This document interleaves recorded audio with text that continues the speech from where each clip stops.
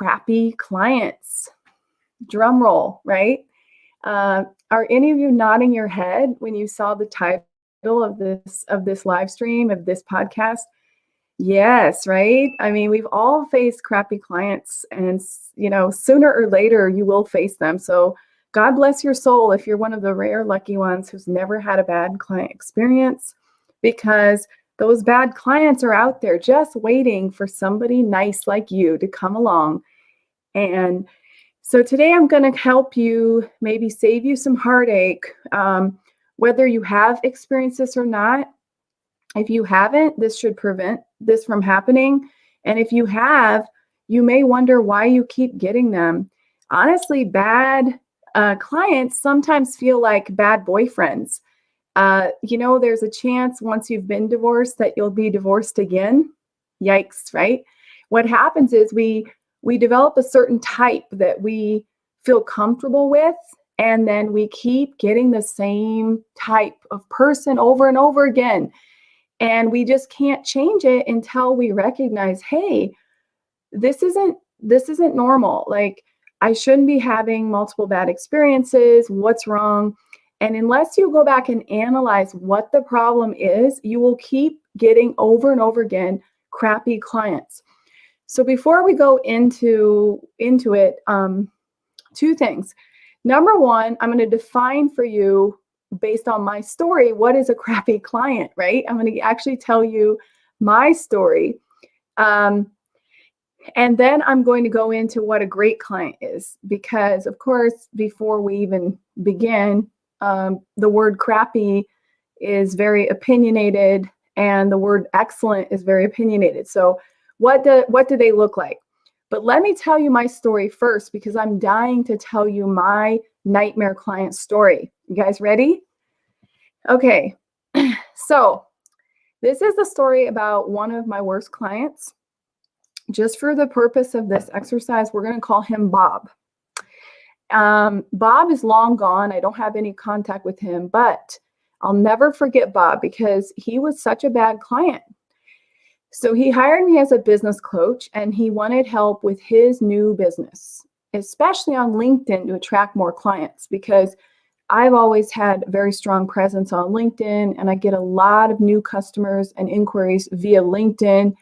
I've been able to grow a large audience there with a big following, and people see that, and then they say, hey, by the way, I'd love to hire you, and maybe you can teach me as well how to do this on LinkedIn. So I was hired as his business coach, but I ended up doing a lot more. I redid his LinkedIn profile. I wrote his copy, and I'm talking about lots of copy, website copy, LinkedIn copy, sales copy, you name it. I just wrote a lot of stuff for him. I gave him free templates. I gave him sales scripts to convert more clients. I gave him recorded trainings and PDFs and workbooks that I've done for other purposes. I even created brand graphics for him. I mean, what was I thinking? I'm not a graphic designer, right? This was way beyond business coaching in the end.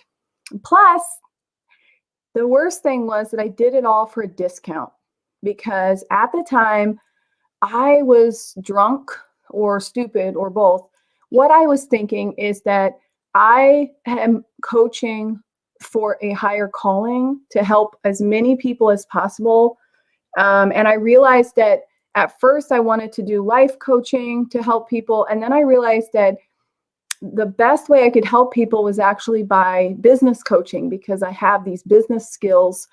And I felt like that's my calling, is to really help people build businesses, build brands with my business skills, from having a business almost my entire adult life, right? Well, in any case, this whole idea of not charging very much, trying to give a person a break, trying to do things out of the goodness of my heart, yikes, doesn't it sound like a recipe for disaster to attract the wrong client? Yes. Leave a comment or say hello if you hear this, because man, it was bad. It was definitely bad. And And I totally feel like I learned so much out of this experience. So, okay, so let me finish the story. What happened with Bob? So mostly month after month, he seemed pleased because heck, I was doing so much work for him. But at the end of every month, he would start acting negative and complain that he wasn't seeing enough results. He wanted to get more paying clients. Okay. And my reaction was sincerely to scramble to help him even more because one of the things I believe from day one, and I still believe, is my reputation is based on my results. So as a coach, I only want success stories. His failure is my failure. His success is my success. So I felt compelled to help Bob. And I said, I'm not going to let Bob down. I'm going to give him even more. I'm going to try to help him even more. In the meantime, I'm going to be really honest, what was going on Bob's end? Because I'm telling you all the things I was doing for Bob every month, right? In the meantime, guess what? Bob wasn't actually doing much. Every week I gave him homework, and every week he would flake on the homework. He wouldn't have done half of the things, or he would message me that he doesn't understand, he needs help. And these were very simple things, okay? And in the end, what happened? I did them for him. And now looking back, I even think that that was his little tactic was like, oh, I don't understand. Oh, okay, Krista can do this easily, so let her do it for me, right? And in any case, the real reason he wasn't getting many clients is because he wasn't following through with the things I was telling him to do. He wasn't doing the outreach. He wasn't being consistent about posting the content in the way that I taught him. He was flaky. He was lazy. You know, how could he get any new clients without being consistent and without putting in the work, right? All of this was not in my mind back then. Now it's different, but back then it wasn't a cardinal sin. I was thinking that sooner or later, Bob would get his act together and all the efforts would pay off and we would get those clients rolling in. And they did come. There were a few clients that did come in. But in the meantime, I'd had enough. And I'll tell you what really ended it for me and Bob. He didn't pay me on time. Every single month, he got his invoice by default on the same day of the month, and he wouldn't pay it. And then I would have to chase him down.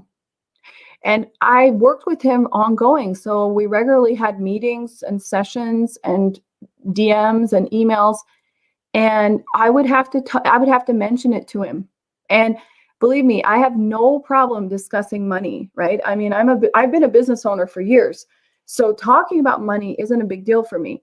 But chasing someone down to get paid is a big deal, especially because as a business owner, I have bills to pay too. So I expect people to pay their invoices on time. It's a courtesy, but it is a business relationship. It's like if you would stop paying your rent on time, or you would tell your utility bill, oh yeah, I got the bill, but you know, when I get around to it, I'll pay.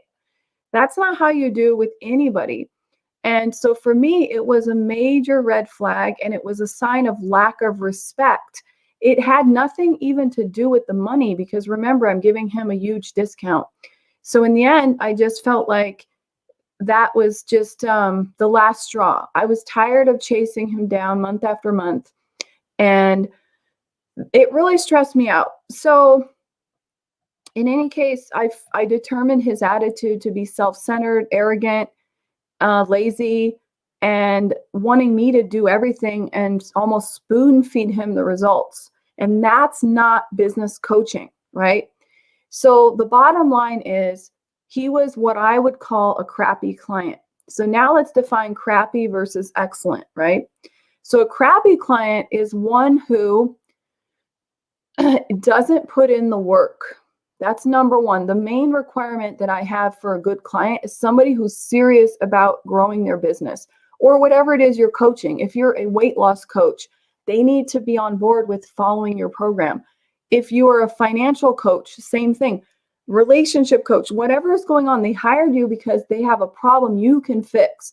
But if they don't follow your advice, they don't put in the work week after week, they're definitely not going to see results. And how can you be responsible for their success if they're not following the program, right? So working with a coach or a business service provider is a two-way partnership. Let's say that you are a web developer and you open a digital agency and you're providing services to a client, or you're a copywriter, right? I mean, any kind of provider, not just coaching, you need to get certain things from the client, right? I mean, to build a website, you expect them to give you the login to the host. You expect them to give you their photos, to give them the correct information in a timely manner. You set the dates and you say, I need this information by this date to build your site, correct? And if you don't, it messes up your whole project. So, you know, this is really important that, number one, a crappy client versus a good client is that they're not going to follow through with the program. They're not going to meet those deadlines, right? The other sign of a crappy client is a lot of blame and complaining and just general crappy attitude. You know, a good client is going to take responsibility and say, this isn't working. So what can I do? Is there anything I can do to make this situation better? And like I said, with service providers, it's really hard because it's a two-way street. I was telling this to someone the other day, how different it is from having a done-for-you service business, which I used to have as a digital agency, versus now where it's a partnership. It's very different level of like work. It's very collaborative being a business coach. And so this attitude is certainly very important, right? I mean, how many of you have worked with someone at your job who just is so negative and like they are always making sarcastic comments? They're always like coming in with a scowl on their face. They're not smiling. They're not giving good answers. What it does is it just brings everyone else around you down. It definitely doesn't make you want to work with them. And so I think when you start a business, it's very important to have these positive people around you. And you can't work with someone who's basically a grouch, right? Or moody, because, you know, with my client Bob, he could be nice too, but he was moody. So one day he'd be fine. Then, like I said, towards the end of the month, I think because he was doing his own finances, he'd be like, you know, I didn't make enough money this month and blah, blah, blah. And the third, well, along those lines with the attitude is responsibility. I said, think about what you can do to make this work. And a good client is going to always try to figure out what they can be doing better. They're constantly seeking improvement. They're constantly measuring, you know, how can this week be better than last week? What can I do better? And that's one of the things I got into with Bob, where he seemed to just be looking to blame everyone else, including people he didn't know.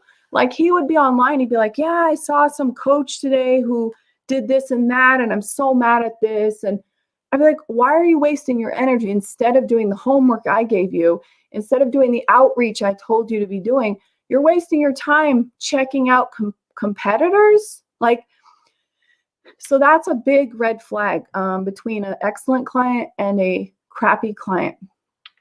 So, and probably the last thing to really understand about a good client versus a bad client is how they treat others. So be really careful if you hear someone who is really like bad mouthing others, or said, yeah, all my employers in the past have been crappy people. All my other coaches were crappy. You know, if you put down somebody and I hear you talking negatively about someone, my first thought is, you know, today it's them, tomorrow it will be me. So I'm really hesitant about working with people who badmouth other people. Now, me personally, I like to share bad experiences like what I'm doing right now as a learning example. if you follow me for a while on social media, you'll see that I've posted stories about being scammed, being ripped off, mistakes I've made, like hiring mistakes. And just in general, I really try to see everything as either a win or a learning experience. I don't use the word failure. So here is just another example today. But here's one thing where I draw the line is I never name names. I never give enough information that would make it possible to recognize who I'm talking about. And I make sure that there's enough distance between me and that person so that they wouldn't just stumble upon this and be like, oh my gosh, they're talking about me. In fact, a lot of times they won't even realize that I am talking about them because I take confidentiality to the highest level. I would never ever give out just information about other people. And the only exception has been when I was scammed and I got into a legal thing with somebody who took my money and did not deliver at all anything. It was really a scam. I did give the name to a few people who asked me for it one-on-one. And I explained that I'm just giving it to them to prevent them from the same person ripping them off because I was so it was a horrible story. And so anyways, I really think that those are the main differentiators between excellent clients and crappy clients. So how can you prevent yourself from ending up working with these crappy clients, right? Now that you know what they look like, I mean, that's not enough because if you think about it, these clients could come to you at any time, right? And we don't know where they come from. And a lot of times there's wolves in sheep's clothes. I mean, it's kind of like when you start a new job, you have no idea how your boss is really going to be with you, right? And then you realize, oh my gosh, my boss is so horrible. How did I end up having such a horrible boss? So I really think you have to be super careful before you get into that situation to know what to look for. So here's what I'm going to teach you in the relationship of avoiding crappy clients. All right. So number one is you need to charge higher rates. Yes, because the higher the rate, the more the crappy client will run away. And the reason is simple, is that when you have more skin in the game, you take things more seriously. And the less skin you have in the game, the more likely you are to flake. I mean, think about it. How many times have you signed up for like a free webinar and then never attended? Like anything that's free, or like downloaded a free ebook or something, and then you just don't read it. Free stuff is a lot of time makes us flake. So if you're charging high rates, your chances are you're actually going to, well, unless you're crazy, right? You're a multi-millionaire, you're like, I'll just dump, all this money left and right and won't use it. Most normal people, they take it seriously. So the more you pay, the more you're going to do. You're going to follow the program because you really, really want those results, right? And I just released a newsletter yesterday. I release a newsletter every Monday about pricing strategy. So I definitely will drop a link to that because I think that in there I explain exactly how to get the right rate.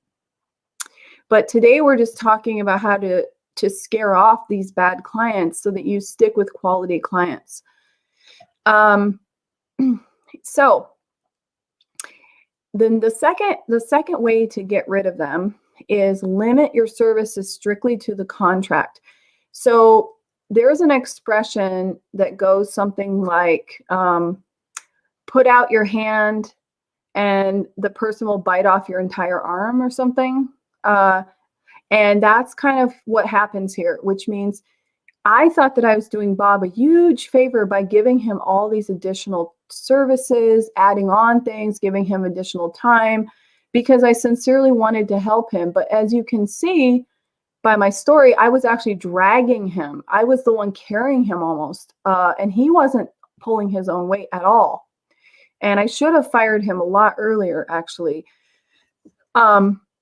So what I recommend for you to do is to develop a price list for all the possible add-ons that people ask you for. And I prefer that this be an actual payment with time limits around it, so that you don't get stuck in this pay for additional time thing. So the only exception is maybe an additional session. So if you're like a health coach and you do a session thing, then maybe you could say, okay, here's the price for an additional session, which translates into direct hour. But otherwise, if they're asking you for different things, I would totally create a price list for add-ons. The other thing you might do is work on upselling. So in the past, I've offered group workshops, and people in the workshop got a small discount if they wanted to try out my coaching. So that's another way to upsell yourself. And I definitely think that if you see someone's constantly asking for more, you need to find a solution. You need to get them to hire someone else full time, or you need to figure out if you're able to provide the service they need to renegotiate what you're doing for them. Because when I was hired for Bob, I was hired as a business coach. But because I have a marketing background, I'm able to do a lot of things. And unfortunately, I did them for Bob, which I should not have. I should have had a powwow with him, and had it out with him and said, hey, Bob, it looks like you really need more of a full service agency agreement. And if you want, I can consider doing that for you instead of business coaching. Here's what the price would be. And if you don't like it, I suggest you go out and find someone, because I can't continue doing all these things for free when I'm only supposed to be your business coach. All right. And if you don't listen to me and you just over deliver, you will get burned, because you think you're doing these people a favor, but in the end, you have to let them know what you are worth. Okay. And you do that by setting stricter boundaries. And I think, by the way, that one is a typical mistake that new business owners make. We're so excited to have a client. We want to help them so much. And then we fail to set strict boundaries. And the longer I coach, the easier it is for me to say, nope. Okay. The third thing you can do to scare off bad clients and get good clients is to enforce late payment fees. Yes, in the beginning with Bob, I was not charging him anything. I think in my initial contract, it said something like, if your credit card bounces, I'll hold you accountable for all fees that I might have to incur or something on my account, but nothing else. So now I have a late fee policy, and my late fee policy is really strict. It's $35 per day. And that's only for 30 days. And after 30 days, we go to collections. So I'm not messing around. I'm not letting someone not pay me for a month and then just keep playing the cat and mouse game. And the other thing that is very important is, if you are a service provider who has a payment plan, which most of us do, because most of us are charging quite a bunch of money, and clients, it's not convenient for them to pay the whole amount up front. So we're like, sure, we can accept multiple payments. And so those are called payment plans. So if you have a payment agreement with your client, you'll want to have a collection agency. And I would recommend you get one from the get-go, from day one. One that I found that I haven't personally worked with yet, but I probably would hire if I ever had to, is Gravy.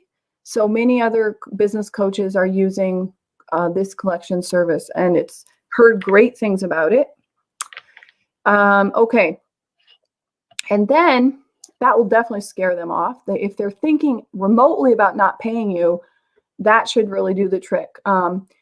Two more things that I can help you with to avoid these bad clients. So is recognize performers from wannabes. So we talked about what is the definition of a good client versus a bad client. Well, I also like to call them performers or wannabes. So a performer, in my mind, is somebody who is going to take the work really seriously. They really want to succeed. They're coachable, hardworking, willing to learn things new days. They go out of their comfort zone. They're not afraid of failure and setback, and they're very self-disciplined. And I actually have written an article about this as well, about what a performer is, what are the qualities to look for. So you can find out if a person is a performer by their track record, listen to what they've achieved in their career, and then figure out, ask them some key questions. But I'll also tell you in the next step how to really, really nail it down. But before we go on, what is a wannabe type? So the wannabe type is Bob, right? The wannabe type is trying to weasel out of everyone else around them services, push people further, get additional discounts, get additional time without paying, blame things on other people, be envious and jealous of other people. But the main criteria is that he does not want to put in the work and do what it takes to get to where he needs to be, including paying for it. So I think that was also an issue with Bob, even though he never said it, was even with the discount, in his mind, somehow he's superior to everyone else. He's more clever. He can somehow just magically achieve all the things he wants to achieve without following my program. And as we know, that doesn't work. Not just because I'm a good coach, but in general, you know, these wannabe types, they never succeed. They always struggle. And so somebody like Bob could be in business for 11, 12 years and still be struggling. And it's really, really sad because it's totally an ego problem. It's definitely not, you know, an intelligence problem. I don't think so. I really think it's all in his ego. Okay. So, and the last thing is to set stricter policies. Yes, yes, yes. And you need to discuss them up front. So what do I mean by stricter policies here? So when you have a new coaching inquiry or a new client inquiry, you should go over with them not only the services you offer, like here's my array of services, but let me also tell you about my policies, because I consider this so important to make sure we're on the same page, make sure it works for you.